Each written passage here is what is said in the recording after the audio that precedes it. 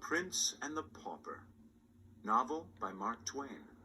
Dramatized by Joellen Bland. Have you ever wanted to be someone else? In this play, based on Mark Twain's novel The Prince and the Pauper, a poor boy and a wealthy prince trade places. They soon find that living someone else's life is harder than it seems. Read along to see what happens. Scene 1. Time 1547. Setting: Westminster Palace, England. Gates leading to courtyard are at right. Slightly to the left, off courtyard and inside gates, interior a palace anteroom is visible. There is a couch with a rich robe draped on it. Screen at rear, bell cord, mirror, chairs, and a table with bowl of nuts. And a large golden seal on it. Piece of armor hangs on one wall. Exits are rear and downstage.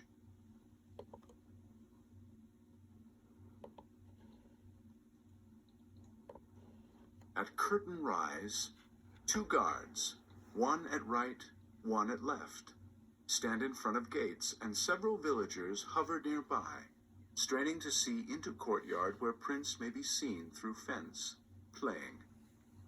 2 women enter right. I have walked all morning just to have a glimpse of Westminster Palace. Maybe if we can get near enough to the gates, we can have a glimpse of the young prince. Tom Canty, dirty and ragged, comes out of crowd and steps close to gates. I've always dreamed of seeing a real prince. Excited, he presses his nose against gates. Mind your manners, you young beggar. Seizes Tom by collar and sends him sprawling into crowd. Villagers laugh as Tom slowly gets to his feet. Prince rushing to gates. How dare you treat a poor subject of the king in such a manner? Open the gates and let him in. As villagers see Prince, they take off their hats and bow low. Long live the Prince of Wales! Long live the Prince of Wales! Guards open gates and Tom slowly passes through as if in a dream. Prince to Tom. You look tired, and you have been treated cruelly. I am Edward, Prince of Wales. What is your name? Tom looking around in awe. Tom Canty, Your Highness. Come into the palace with me, Tom. Prince leads Tom into anteroom. Where do you live, Tom? In the city, Your Highness, in Awful Court. Awful Court? That is an odd name. Do you have parents? Yes, Your Highness. How does your father treat you? If it please you, Your Highness, when I am not able to beg a penny for our supper, he treats me to beatings. What? Beatings? My father is not a calm man, but he does not beat me. Prince looks at Tom thoughtfully. You speak well and have an easy grace. Have you been schooled? Very little, Your Highness. A good priest who shares our house in Awful Court has taught me from his books. Do you have a pleasant life in Awful Court? Pleasant enough, Your Highness, save when I am hungry. We have Punch and Judy shows, and sometimes we lads have fights in the street. I should like that. Tell me more. In summer, we run races and swim in the river, and we love to wallow in the mud. If I could wear your clothes and play in the mud just once with no one to forbid me, I think I could give up the crown. And if I could wear your fine clothes just once, Your Highness. Would you like that? Come then, we shall change places. You can take off your rags and put on my clothes, and I will put on yours. He leads Tom behind screen and they return shortly, each wearing the other's clothes. Let's look at ourselves in this mirror. Leads Tom to mirror. Oh, Your Highness, it is not proper for me to wear such clothes. Prince excitedly as he looks in mirror. Heavens, do you not see it? We look like brothers. We have the same features and bearing. If we went about together dressed alike, there is no one who could say which is the Prince of Wales and which is Tom Canty. Tom drawing back and rubbing his hand. Your Highness, I am frightened. Do not worry. Seeing Tom rub his hand. Is that a bruise on your hand? Yes, but it is a slight thing, Your Highness. It was shameful and cruel of that guard to strike you. Do not stir a step until I come back. I command you. He picks up golden seal of England and carefully puts it into a piece of armor. He then dashes out to gates. Open! Unbar the gates at once! Second guard opens gates, and as Prince runs out in rags, first guard seizes him, boxes him on the ear, and knocks him to the ground. Oh, take that, you little beggar, for the trouble you have made for me with the prince. Prince, picking himself up, turning on guard furiously. I am the Prince of Wales. You shall hang for laying your hand on me. I salute your gracious highness. Then, angrily, first guard shoves Prince roughly aside. Be off, you mad bag of rags. Prince is surrounded by villagers who hustle him off. Make way for his royal highness! Make way for the Prince of Wales! Hail to the prince! Tom, admiring himself in mirror. If only the boys in awful court could see me. They will not believe me when I tell them about this. Looks around anxiously. But where is the prince? Looks cautiously into courtyard. Two guards immediately snap to attention and salute. He quickly ducks back into anteroom as Lords Hertford and St. John enter at rear. Hertford going toward Tom, then stopping and bowing low. My lord, you look distressed. What is wrong? Oh, I beg of you, be merciful. I am no prince, but poor Tom Canty of Awful Court.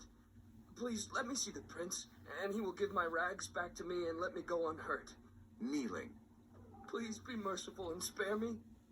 Hertford puzzled and disturbed. Your highness on your knees? To me?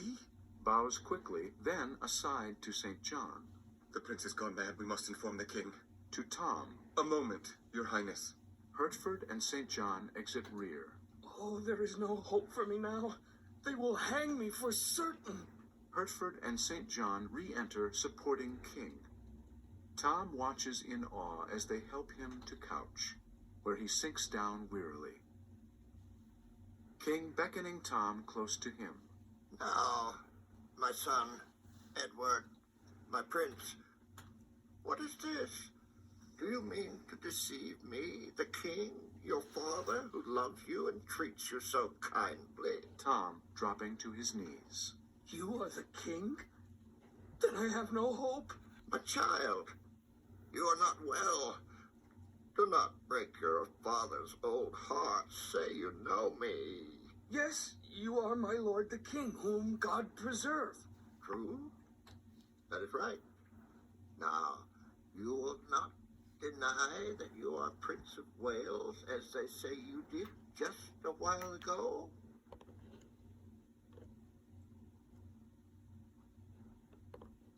I beg you, your grace, believe me.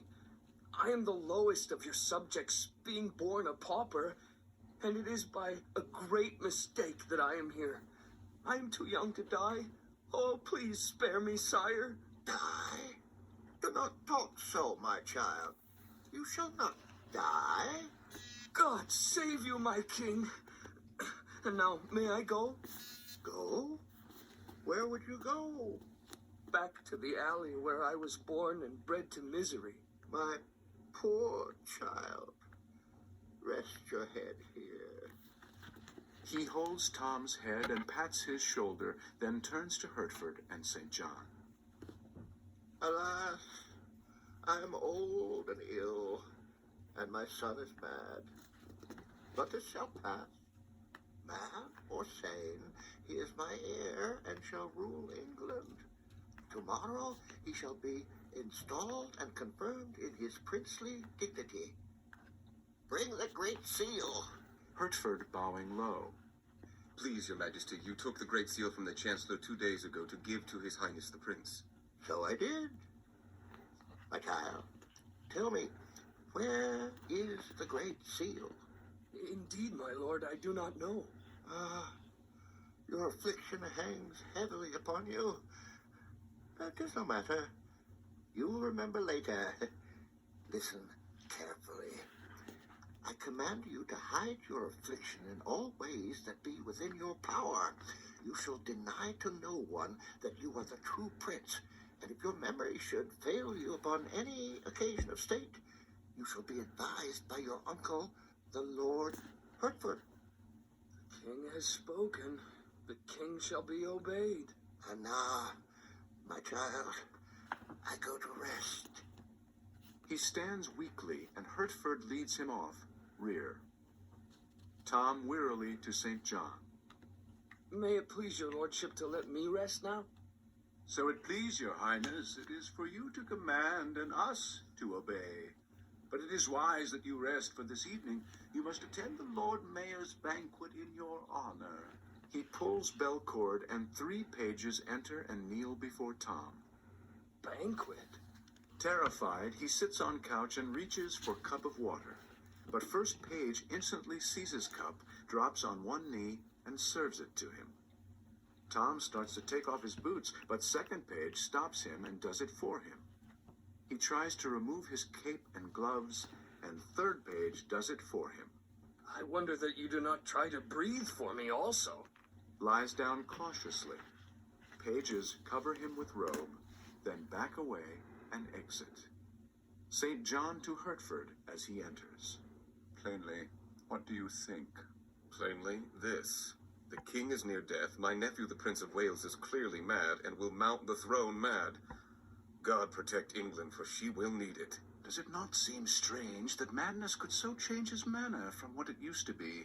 It troubles me, his saying he is not the prince. Peace, my lord. If he were an impostor and called himself prince, that would be natural. But was there ever an impostor who, being called prince by the king and court, denied it? Never. This is the true prince gone mad, and tonight, all London shall honor him. Hertford and St. John exit. Tom sits up, looks around helplessly, then gets up. I should have thought to order something to eat. Sees bowl of nuts on table. Ah, here are some nuts. Looks around, sees Great Seal in armor. Takes it out, looks at it curiously. This will make a good nutcracker. He takes bowl of nuts, sits on couch, and begins to crack nuts with Great Seal and eat them. As curtain falls.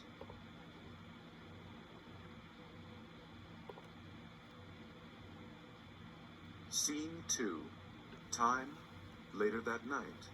Setting, a street in London near Awful Court. Played before the curtain. At curtain rise, Prince limps in dirty and tousled. He turns around wearily. Several villagers pass by, pushing against him. I have never seen this poor section of London. I must be near Awful Court. If I can only find it before I drop. John Canty steps out of crowd, seizes Prince roughly.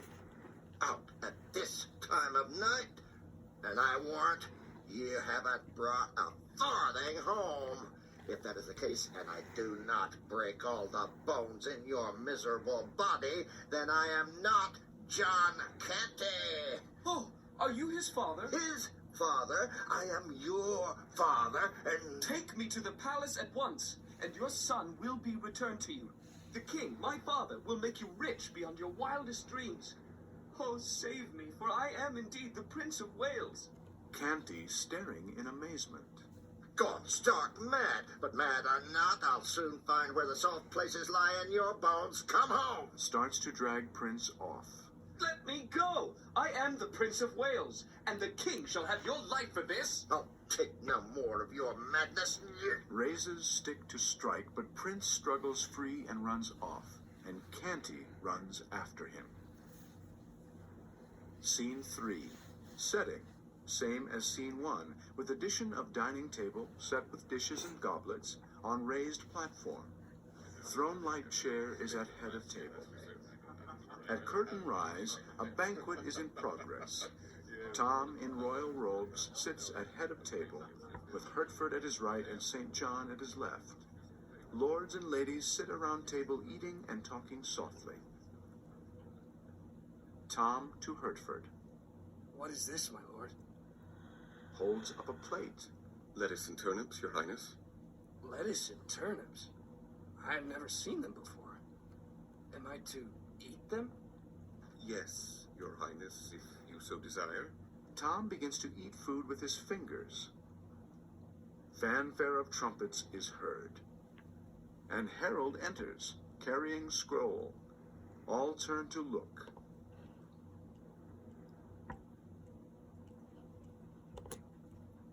Herald reading from scroll. His Majesty King Henry VIII is dead. The king is dead. All rise and turn to Tom, who sits stunned. The king is dead. Long live the king!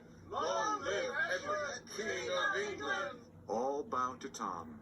Herald bows and exits. Hertford to Tom. Your Majesty, we must call the council. Come, St. John. Hertford and St. John lead Tom off at rear. Lords and ladies follow, talking among themselves. At gates, down right, villagers enter and mill about. Prince enters right, pounds on gates, and shouts. Open the gates! I am the Prince of Wales! Open, I say! And though I am friendless with no one to help me, I will not be driven from my ground! Miles Hendon entering through crowd. Though you be prince or not, you're indeed a gallant lad, and not friendless. Here I stand to prove it. And you might have a worse friend than Miles Hendon. 'Tis another prince in disguise. Take the lad and dunk him in the pond. He seizes Prince, but Miles strikes him with flat of his sword. Crowd, now angry, presses forward threateningly, when fanfare of trumpets is heard off stage. Herald, carrying scroll, enters up left at gates. Make way for the king's messenger. Reading from scroll. His Majesty King Henry VIII is dead. The king is dead. He exits right, repeating message, and villagers stand in stunned silence. The king is dead. Long live Edward, King of England! Long live the king! Long live King Edward! Heaven protect Edward, King of England. Miles taking Prince by the arm. Come, lad, before the crowd remembers us. I have a room at the inn, and you can stay there. He hurries off with stunned Prince. Tom, led by Hertford, enters courtyard up rear. Villagers see them. Long live the king! They fall to their knees as curtains close. Scene 4. Setting. Miles's room at the inn. At right is table set with dishes and bowls of food, a chair at each side. At left is bed with table and chair next to it, and a window. Candle is on table. At curtain rise, Miles and Prince approach table. I have had a hot supper prepared. I'll bet you're hungry, lad. Yes, I am. It's kind of you to let me stay with you, Miles. I am truly the Edward, King of England, and you shall not go unrewarded. Sits at table. Miles to himself. First he called himself Prince, and now he is king. Well, I will humor him. Starts to sit. Stop! Would you sit in the presence of the king? Miles, surprised, standing up quickly.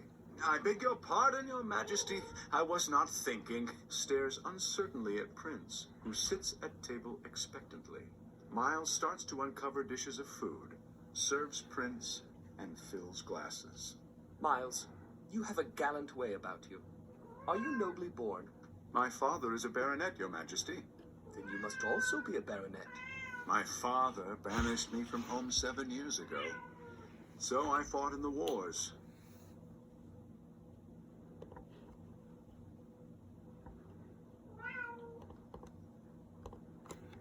I was taken prisoner. And I have spent the past 7 years in prison. Now I am free, and I am returning home.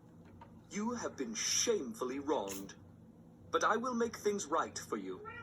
You have saved me from injury and possible death. Name your reward, And if it be within the compass of my royal power, it is yours. Miles pausing briefly, then dropping to his knee. Since your majesty is pleased to hold my simple duty worthy of reward, I ask that I and my successors may hold the privilege of sitting in the presence of the king. Prince taking Miles's sword, tapping him lightly on each shoulder. Rise and seat yourself. Returns sword to Miles, then rises and goes over to bed. Miles rising. He should have been born a king. He plays the part to a marvel. If I had not thought of his favor, I might have had to stand for weeks. Sits down and begins to eat. Sir Miles, will you stand guard while I sleep? Lies down and instantly falls asleep. Yes, your majesty. With a rueful look at his uneaten supper, he stands up. Poor little chap. I suppose his mind has been disordered with ill usage. Covers Prince with his cape. Well, I will be his friend and watch over him. Blows out candle, then yawns, sits on chair next to bed, and falls asleep. John, Canty, and Hugo appear at window. Peer around room, then enter cautiously through window. They lift the sleeping prince, staring nervously at Miles. Canty in loud whisper. I swore the day he was born he would be a thief and a beggar, and I won't lose him now. Lead the way to the camp, Hugo. Canty and Hugo carry Prince off right as Miles sleeps on and curtain falls. Scene 5. Time, 2 weeks later. Setting, country village street. Before curtain rise, villagers walk about. Canty, Hugo, and Prince enter. I will go in this direction. Hugo, keep my mad son with you and see that he doesn't escape again. Exits. Hugo seizing Prince by the arm. He won't escape. I'll see that he earns his bread today or else. Prince pulling away. I will not beg with you, and I will not steal. I have suffered enough in this miserable company of You thieves. shall suffer more if you do not do as I tell you. Raising clenched fist at Prince. Refuse if you dare. Woman enters carrying wrapped bundle in a basket on her arm. Wait here until I come back. Hugo sneaks along after woman, then snatches her bundle, runs back to Prince, and thrusts it into his arms. Run after me and call stop thief, but be sure you lead her astray. Runs off. Prince throws down bundle in disgust. Help! Thief! Stop! Thief! Rushes at Prince and seizes him just as several villagers enter. You little thief! What do you mean by robbing a poor woman? Somebody bring the constable! Miles enters and watches. First villager grabbing Prince. I'll teach him a lesson, a little villain. Take your hands off me! I did not rob this woman! Miles stepping out of crowd and pushing man back with the flat of his sword. Let us proceed gently, my friends. This is a matter for the law. Prince springing to Miles' side. You have come just in time, Sir Miles. Carve this rabble to rags. Speak softly. Trust in me, and all shall go well.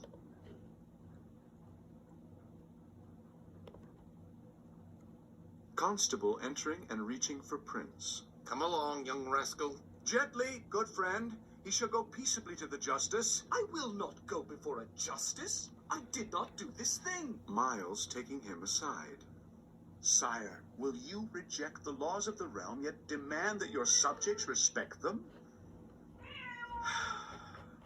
You are right, Sir Miles. Whatever the king requires a subject to suffer under the law, he will suffer himself while he holds the station of a subject. Constable leads them off right. Villagers follow. Curtain. Scene 6. Setting. Office of the Justice. A high bench is at center. At curtain rise, Justice sits behind bench. Constable enters with Miles and Prince, followed by villagers. Woman carries wrapped bundle. Constable to Justice. A young thief, your worship, is accused of stealing a dressed pig from this poor woman. Justice looking down at Prince, then woman. My good woman, are you absolutely certain this lad stole your pig? It was none other than he, your worship. Are there no witnesses to the contrary? All shake their heads. Then the lad stands convicted. To woman. What do you hold this property to be worth? 3 shillings and 8 pence, your worship. Justice leaning down to woman. Good woman. Do you know that when one steals a thing above the value of 13 pence, the law says he shall hang for it? Oh, what have I done? I would not hang the poor boy for the whole world. Save me from this, your worship. What can I do? You may revise the value since it is not yet written in the record. Then call the pig 8 pence, your worship. So be it. You may take your property and go. Woman starts off and is followed by constable. Miles follows them cautiously downright. Constable stopping woman. Good woman, I will buy your pig from you. Takes coins from pocket. Here is 8 pence. 8 pence? It cost me 3 shillings and 8 pence. Indeed, then come back before his worship and answer for this. The lad must hang. No, no. Say no more. Give me the 8 pence and hold your peace. Constable hands her coins and takes pig. Woman exits angrily. Miles returns to bench. The boy is sentenced to a fortnight in the common jail. Take him away, constable. Justice exits. Prince gives Miles a nervous glance. Miles following constable. Good sir, turn your back a moment and let the poor lad escape. He is innocent. What? You say this to me? Sir, I arrest you. Do not be so hasty. The pig you have purchased for 8 pence may cost you your neck, man.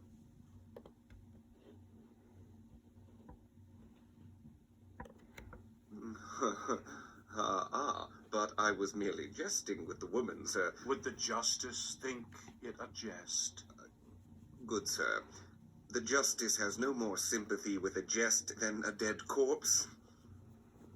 Very well, I will turn my back and see nothing, but go quickly. Exits. Miles to Prince.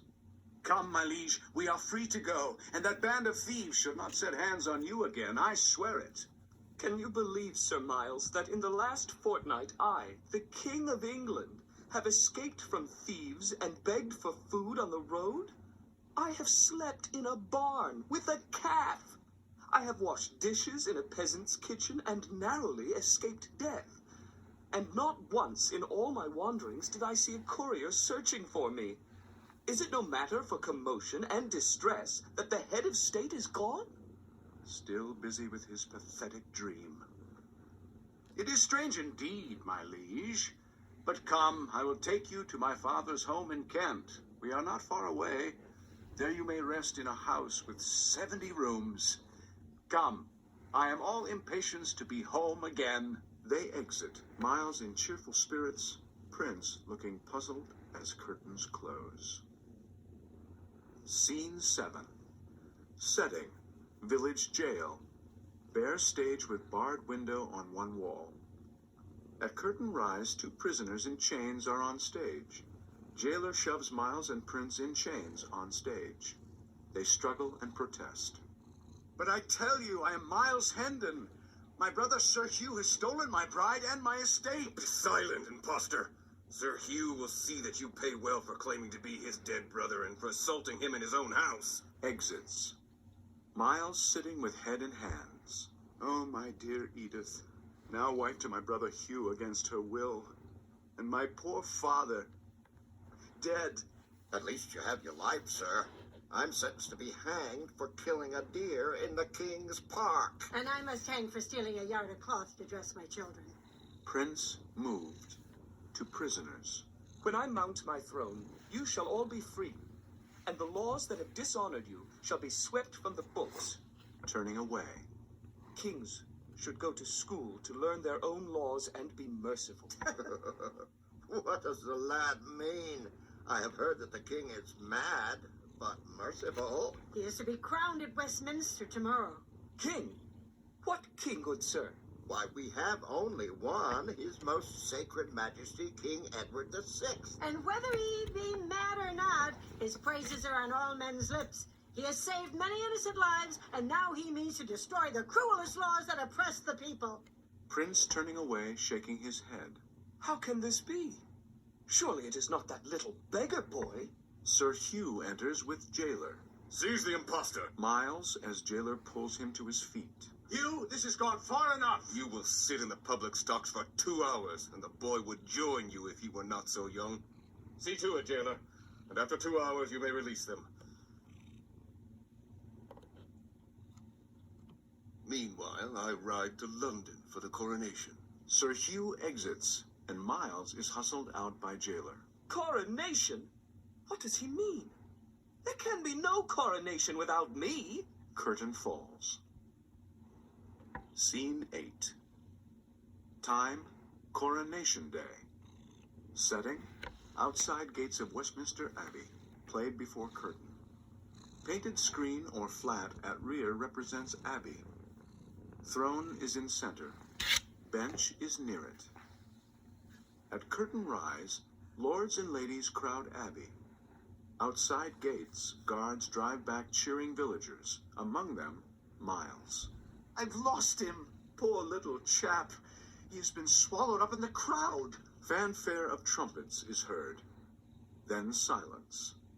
Hertford, St. John, lords and ladies enter slowly, in a procession, followed by pages, one of whom carries crown on a small cushion. Tom follows procession, looking about nervously. Suddenly, Prince in rags steps out from crowd, his hand raised. I forbid you to set the crown of England upon that head. I am the king. Seize the little vagabond. I forbid it. He is the king. Kneels before Prince. Oh, my lord, the king. Let poor Tom Canty be the first to say, put on your crown and enter into your own right again. Hertford and several lords look closely at both boys. This is strange indeed. To Tom. By your favor, sir, I wish to ask certain questions of this lad.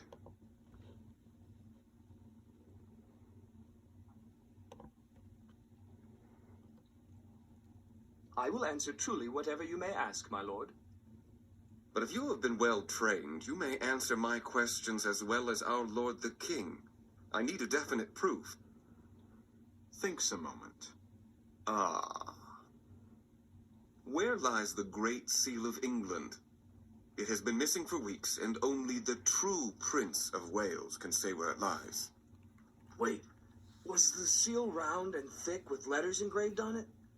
Hertford nods. I know where it is, but it was not I who put it there. The rightful king shall tell you. To Prince. Think, my king. It was the very last thing you did that day before you rushed out of the palace wearing my rags. I recall how we exchanged clothes, but have no recollection of hiding the Great Seal. Remember when you saw the bruise on my hand? You ran to the door, but first you hid this thing you call the seal. Ah, I remember. Go, my good St. John, and you shall find the Great Seal in the armor that hangs on the wall in my chamber. St. John hesitates, but at a nod from Tom, hurries off. Right, my king. Now the scepter of England is yours again. St. John returns in a moment with Great Seal. Long live Edward, King of England! Tom takes off his cape and throws it over Prince's rags. Trumpet fanfare is heard. St. John takes crown and places it on Prince. All kneel. Let the impostor be flung into the tower. I will not have it so. But for him, I would not have my crown. My poor boy, how was it that you could remember where I hid the seal when I could not? I did not know what it was, my king, and I used it to crack nuts.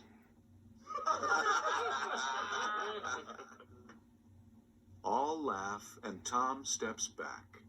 Miles steps forward, staring in amazement. Is he really the king? Is he indeed the sovereign of England, and not the poor and friendless Tom of Bedlam I thought he was? He sinks down on bench. I wish I had a bag to hide my head in. First guard rushing up to him. Stand up, you mannerless clown. How dare you sit in the presence of the king? Do not touch him. He is my trusty servant, Miles Hendon, who saved me from shame and possible death. For For his service, he owns the right to sit in my presence. Miles bowing, then kneeling. Your Majesty. Rise, Sir Miles.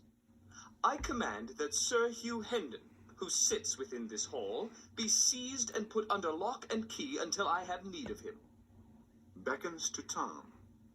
From what I have heard, Tom Canty, you have governed the realm with royal gentleness and mercy in my absence. Henceforth, you shall hold the honorable title of King's Ward. Tom kneels and kisses Prince's hand. And because I have suffered with the poorest of my subjects, and felt the cruel force of unjust laws, I pledge myself to a reign of mercy for all. All bow low, then rise. Long live the king! Long live Edward, King of England! Curtain.